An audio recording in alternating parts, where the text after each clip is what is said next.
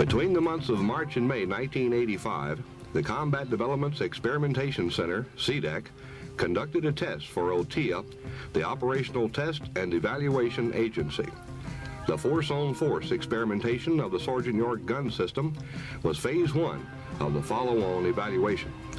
With the mission of providing air defense against low-altitude hostile attack helicopters and fixed-wing aircraft, and to provide effective ground fire against enemy lightly armored vehicles as required, the Sgt York gun system underwent comparison testing. The alternate systems tested with the Sgt York included the Chaparral M48 Forward Area Air Defense Missile System and the self-propelled Vulcan Air Defense System. Designed to replace the Vulcan, the Sgt York has an enhanced all-weather radar engagement capability.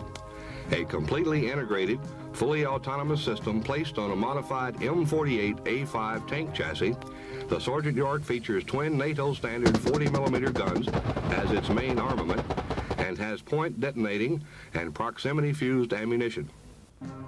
Capable of firing at a nominal rate of 300 rounds per minute per gun, the Sgt York utilizes an advanced radar-directed fire control system.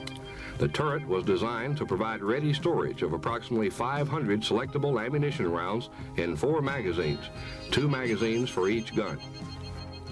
This two-sided controlled free-play experiment was conducted at CDEC's Fort Hunter Liggett Field Laboratory within the terrain corridors of the Gabilan, Stony, and Nacimiento valleys.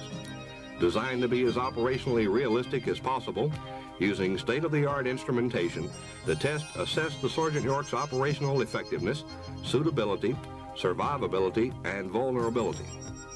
Data was collected through use of CDEC's Range Measurement System and Electronic Line of Sight System, ELOS. Ground-to-ground real-time casualty assessment was limited to information provided by the Miles instrumentation system. Consisting of a series of short tactical exercises, the experiment utilized scenarios with set engagements between red, air, and ground forces and blue, air defense artillery and ground forces. 3 scenarios were developed for the experiment. The tactical road march scenario was conducted to evaluate the effectiveness of the Sgt York's air defense system to protect a task force from fixed and rotary wing aircraft attack. The task force was moved under march discipline along a route of 10 to 20 kilometers. Threat aircraft attacked the extended march column only to be met by a priority of protection from air defense assets. The Sgt York's capability to protect a task force under orders to secure a main objective was tested during the attack scenario. The blue forces encountered enemy obstacles such as minefields while simultaneously being attacked by threat forces. Lead teams in the attack required air defense protection, as was provided by the Sgt York Stinger platoons. The delay scenario required the task force to be disposed throughout the depth of their sector and to withdraw to alternate delay positions as they were attacked by threat ground forces and aircraft. The air defense system was evaluated on the protection it offered the company teams within their delay elements. Adding to the battlefield realism of the test was the use of smoke, dust, flares, and electronic warfare for communication and radar jamming purposes.